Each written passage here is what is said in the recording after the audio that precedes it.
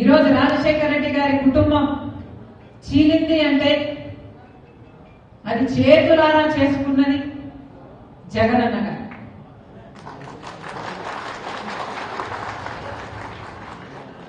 దీనికి సాక్ష్యం దేవుడు, దీనికి సాక్ష్యం నా తల్లి విజయమ్మ రాజశేఖర రెడ్డి గారి భార్య, దీనికి సాక్ష్యం నా యావత్ కుటుంబం.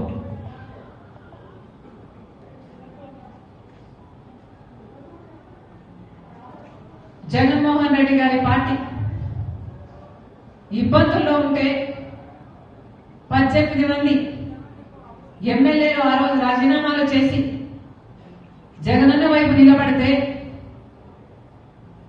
వాళ్ళను మంత్రులను చేస్తానన్నాడు జగనన్న. ఈరోజు వాళ్ళ